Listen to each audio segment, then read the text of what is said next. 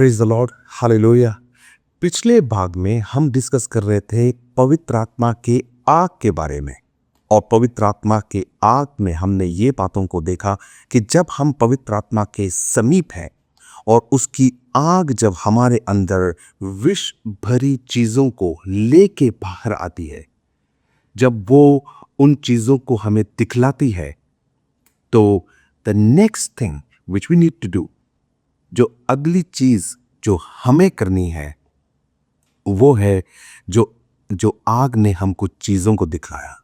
हो सकता है 4 दिन पहले आपने किसी को गलत व्यवहार आपने किसी से किया हो सकता है किसी से गलत बात करी हो, या हो सकता है आपने किसी का इंसल्ट किया हो, या हो सकता है लोगों ने आपको बुरा भला कहा हो, या कोई परिस्थिति, कोई सिचुएशन जिसमें आप डर गए हों, या आप संकोच कर गए हों, या एंग्जाइटी हो, वो आपको दिखाएगा।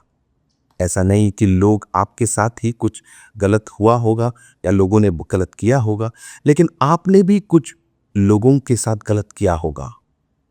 मुझे एक बार का वाकया याद है कि मैं अपने ऑफिस में था और कुछ ट्रेनीज थे मेरे साथ और वह कुछ हंसी मजाक का माहौल था।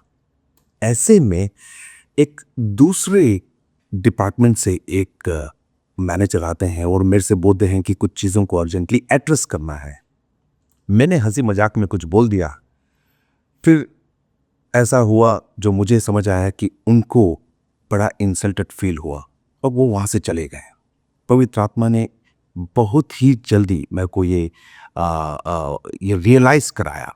हम भी रियलाइज़ करते हैं as human beings, but the Holy Spirit was telling me, go and apologize to that person quickly, don't give much time. मैं सोच रहा था कि कुछ देर बाद जाऊंगा या कुछ समय बाद जाऊंगा, लेकिन पवित्र आत्मा ने बोला कि अभी के अभी जाओ और माफी मांग।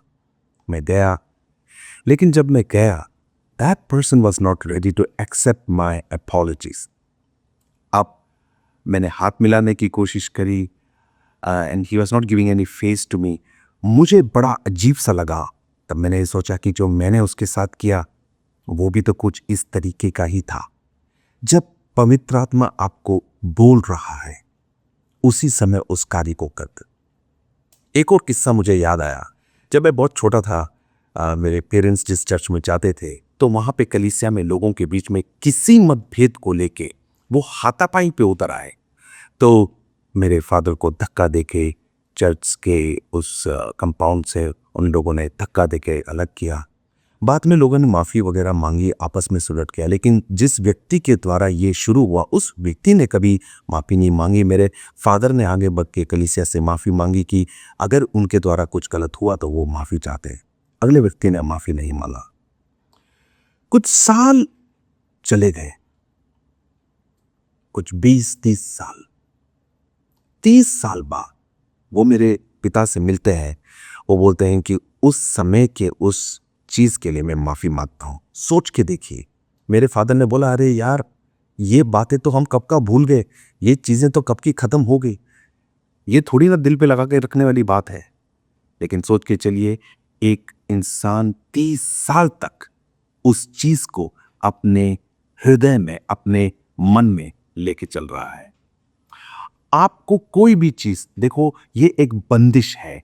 आप जितना जल्दी अगले से माफी मांग लोगे, उतनी जल्दी आपकी खुद की रिहाई है। हमें थोड़ा अजीब सा जरूर लगेगा कि अगला क्या सोचेगा। जब परमेश्वर ने बोल दिया तो आप सोचो। देखो, प्रार्थना में रहने का एक बहुत बड़ा, परमेश्वर के समीप रहने का एक बहुत बड़ा कारण ये भी है कि वो आपको हिम्मत और ढाढ़स देगा कि आप जाओ और उस कार्य को करो जो उसने आपको बोला है। हालेलुया।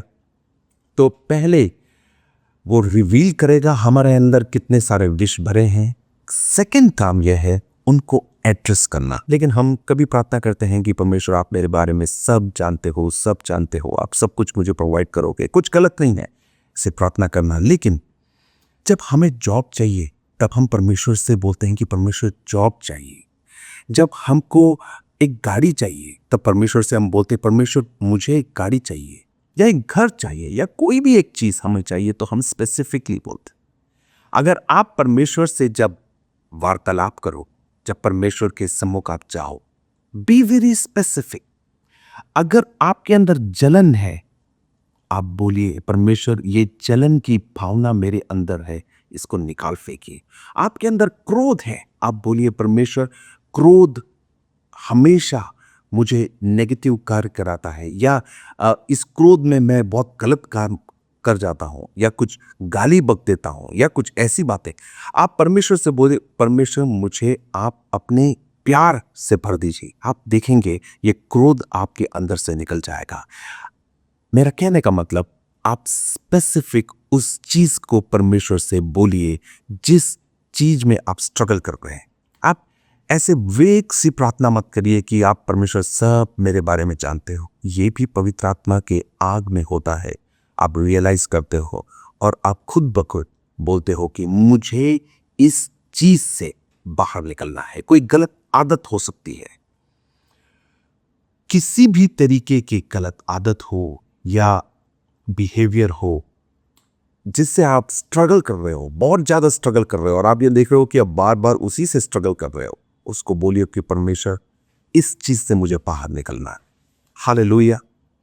तो हम उन चीजों से, उन बिहेवियर से, उन आदतों से हम बाहर निकलते हैं। हालेलुया।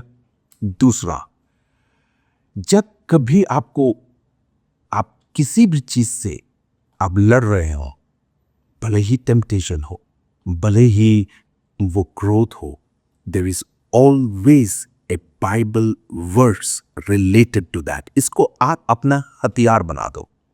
आप 2 या 3 बाइबल वर्स को अपने पास रखो, अपने पास।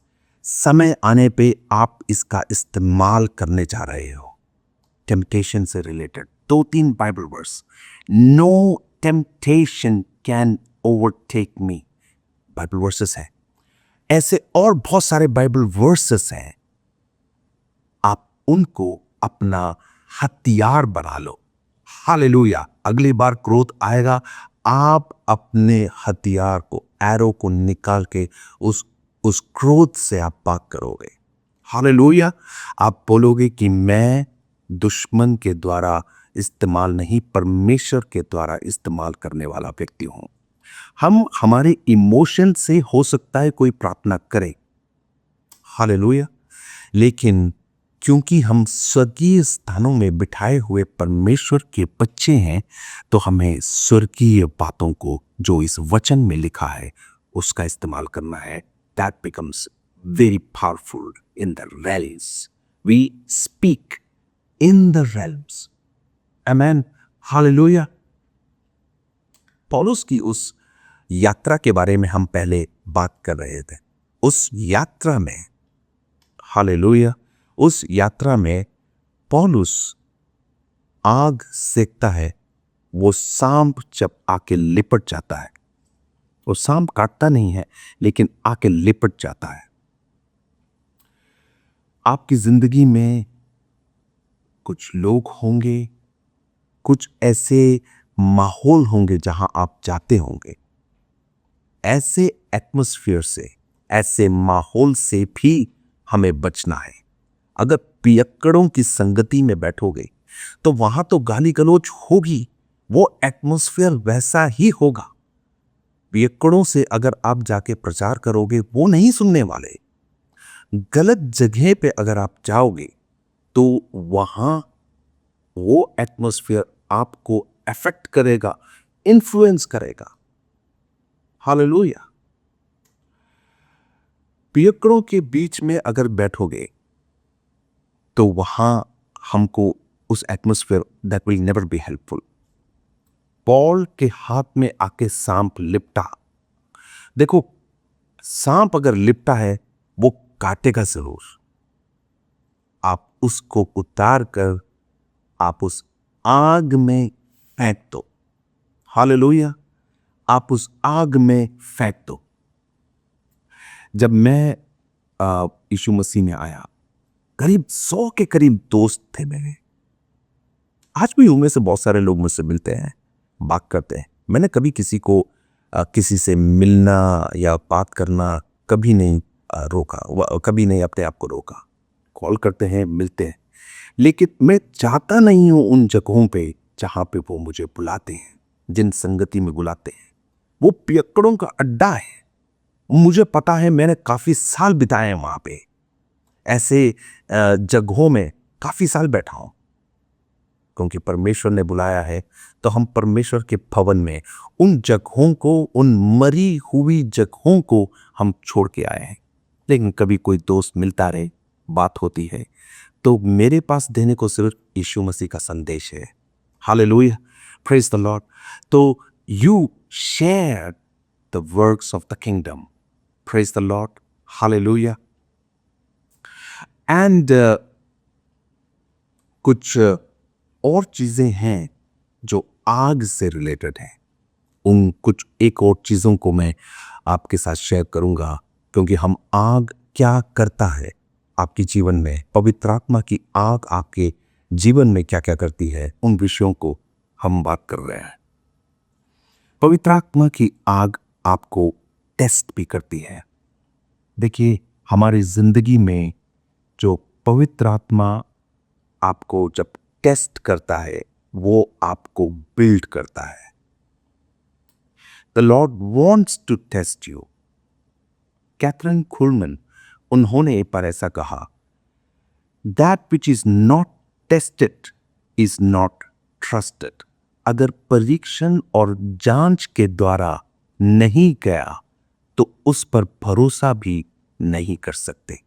अगर आप चाहते हो कि परमेश्वर आपको इस्तेमाल करे, आने वाले दिनों में परमेश्वर के पीछे आप चल रहे हो, इस्तेमाल करें, तो परीक्षाओं के द्वारा हमारा जीवन जाता है, और वो चाहता है कि आप उसमें से निखर कर आए।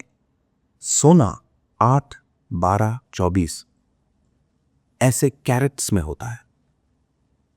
वो ये दिखाता है कि कौन सा सोना कितना ज्यादा निखारा गया है, और वैसे ही उसके प्राइसेस भी होते हैं। हालेलुया। पवित्र आत्मा की आग में हमको वो निखारता है।